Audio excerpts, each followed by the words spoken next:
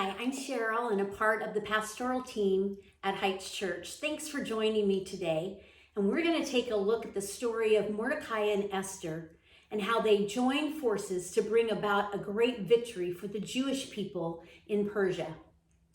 Mordecai was Esther's older cousin, and after her parents died, he adopted her. This was really an act of kindness on his part that kept Esther from becoming an orphan. And if you look in the book of Esther in scripture, it starts out like this. It starts telling the story about King Xerxes, who is having a huge gathering. This is a banquet that actually lasts for about 180 days, approximately 6 months. And what's happening here is he's actually preparing to go to war. And this is a customary gathering so they can get their strategies to win the battle. And in the process of this gathering, he gets ticked off at his queen because she refuses one of his orders. Now, there are several different views on why she refused, but that really doesn't matter to our story today. What matters is that after consulting with his advisors, he decides, instead of just being mad at her, he is going to ban her from his presence. And so that ushers in the need for another queen.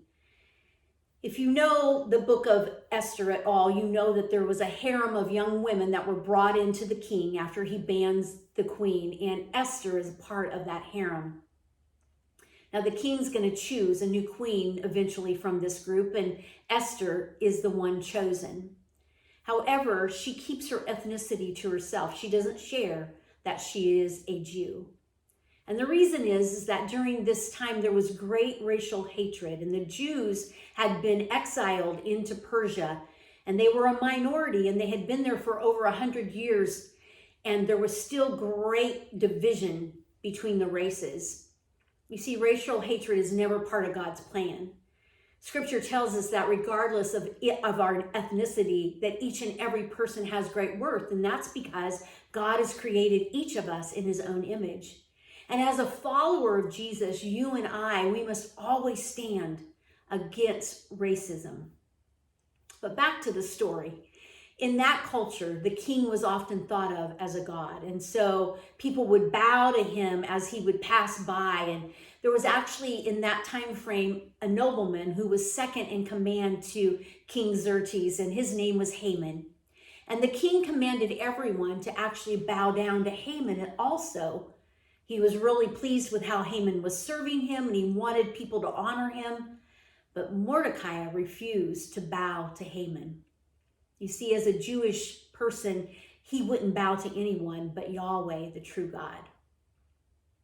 Haman's pride and his lust for power ignited, and it drove him to literally hate Mordecai. So he devises a plan on how he can get rid of Mordecai. He actually devises a plan that he takes to the king, how they can annihilate the Jews in Persia. And the king is convinced that that's the right thing to do.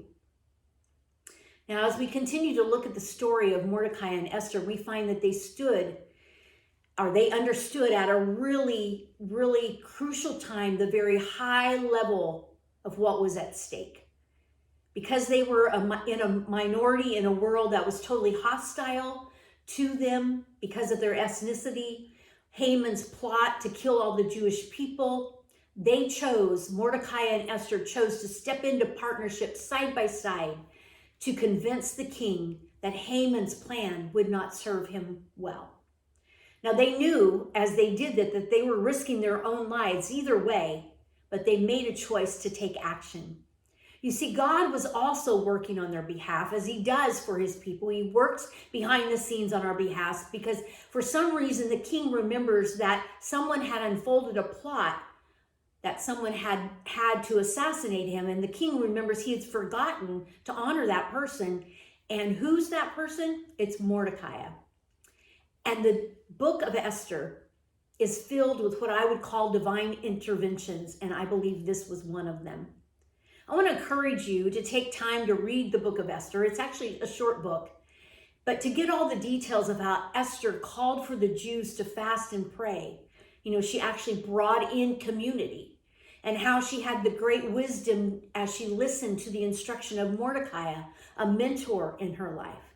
And she leaned into wisdom that God provided for her, as she dealt with the king. You see, she actually risked her life by approaching the king when he had not summoned for her. But Esther, she knew the stake for her people, and she was willing to do her part.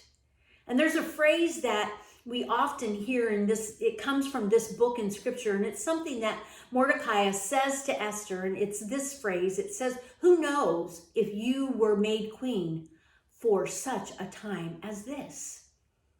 And I want to ask the question of you today. In your own life, have you ever considered that right where you are, your role in your family, your role in your employment, in your job, your community, to partner with God and the work that he's wanting to do in the lives around you? Have you ever considered that for such a time as this, you may have been placed there? Another question I want to ask is, have you ever needed a divine intervention? I know I have. And I want you to know that I believe God is willing and able and ready to show up for those of us who follow him, regardless of the troubles we find ourselves in. And that is so encouraging. But will you be willing to risk for God's purposes and plans to take place in the world around you, like Mordecai and Esther did? And as we head into 2022, the question is, will you partner with God for such a time as this? I hope the answer is yes. I pray blessings over you, and I will catch you next time.